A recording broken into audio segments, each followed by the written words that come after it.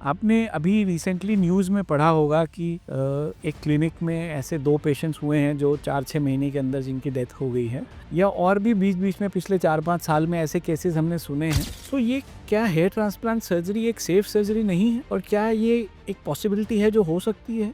तो देखिए, आज हम इसको डिसाइफर करने की कोशिश करते हैं। अब देखिए, कोई भी सर्जरी में हमको सेफ्टी प्रिकॉशंस बिल्कुल लेके चलनी है, और आप नोटिस करेंगे जब आप अपने सर्जन को दिखाते हैं या उनसे मिलते हैं तो वो आपका रिस्क असेसमेंट शुरू कर देते हैं from the first question itself. हम सबसे पहले पेशेंट से पूछते हैं कि क्या आपको कोई और कोमॉर्बिड इलनेसेस हैं, मतलब क्या डायबिटीज़ है, क्या ब्लड प्रेशर है, कोई हार्ट की प्रॉब्लम है, क्या आप ब्लड थिनर्स खाते हैं, उसके अलावा क्या आप कोई विटामिन्स वगैरह खाते हैं जिनसे थोड़ी सी ब्लीडिंग का रिस्क ज़्यादा हो सकता है, क्या उनको सर्जरी से पहले बंद करना है। फिर आपके रूटीन ब्लड टेस्ट्स हम कराते हैं ताकि हम असेस कर लें कि कोई आपको और ऐसी प्रॉब्लम तो नहीं है जो शायद आपको भी पता ना हो।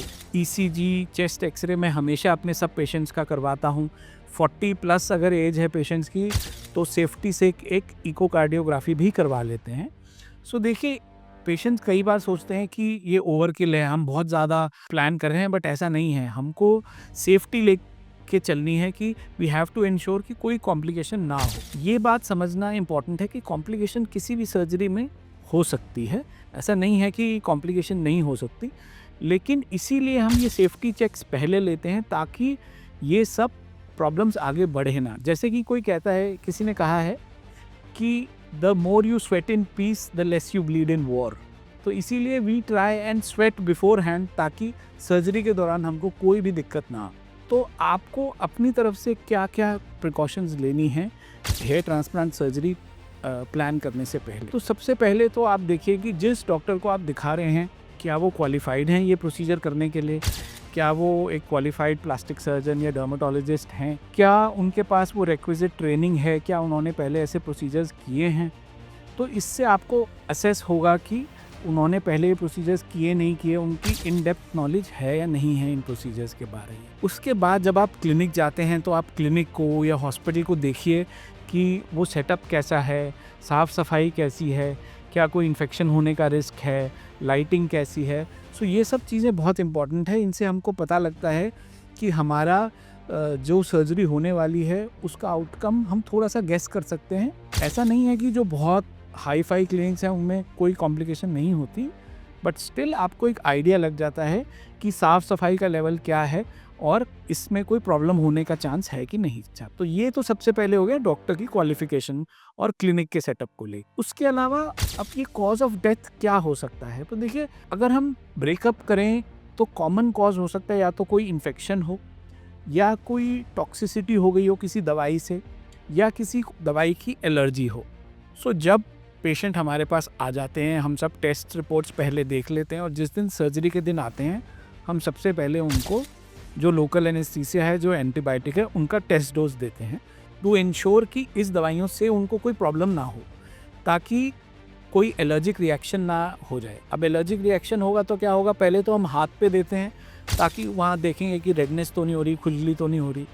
लेकिन अगर ये हमने प्रिकॉशन पहले नहीं लिया और हमने बोलस दवाई का लगा दिया उनको, तो पेशेंट को और प्रॉब्लम्स हो सकती है, जैसे कि स्वेलिंग हो सकती है, रेडनेस हो सकती है, नोज़िया, वॉमिटिंग हो सकती है। इसके अलावा सांस लेने की तकलीफ़ हो सकती है, पूरी बॉडी में रैशेज़ हो सकते हैं, इचिंग हो सकती है।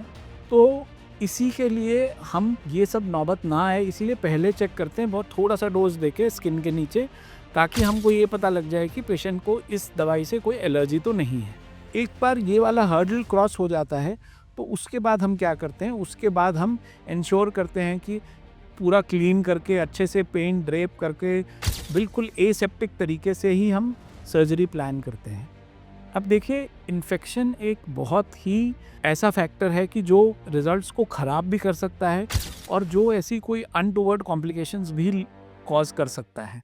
सो बेसिकली सब कुछ स्टराइल यूज़ होना चाहिए, सारे इंस्ट्रूमेंट्स स्टराइल होने चाहिए, कोई रीयूज़ नहीं होना चाहिए।